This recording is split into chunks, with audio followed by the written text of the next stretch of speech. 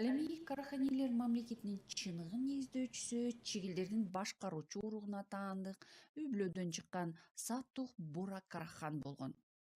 Ал тууралуу тарыхый уламыш Теңир тоолук тарыхчы Жамал Каршы жазган кабар аркылуу бизге жетти. Саттух Бура хан Кашкарда туулуп өскөн.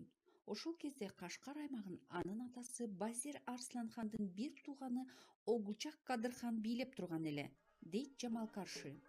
Күндөрдүн биринде Кашкарга Саманилер династиясынын өкүлү Насыр ибн Мансур өз бир тууганы Исмайыл Саманиден жан соогалап качып келет. Огулчак Кадырхан ага Кашкардын жанындагы Артыш шаарчасында калууга уруксат берет. Дал ошол тапта Бухара менен Самаркандтан Артышка кербендер улам көп келе баштайт.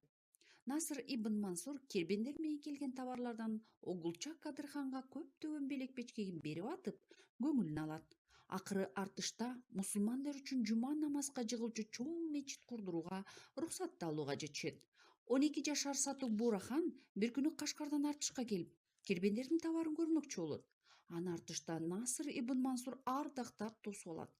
Өмүрүндө биринчи ирет Саттух мусулмандардын мечитте намазга жыгылганын көрөт. Таң калган Саттухка Насыр ибн Мансур ислам дини тууралуу баян кылат.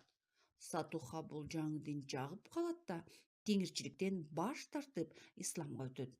Өзүнүн жан жөөкөрлөрүнө да исламды кабыл алууга буйрук кылат.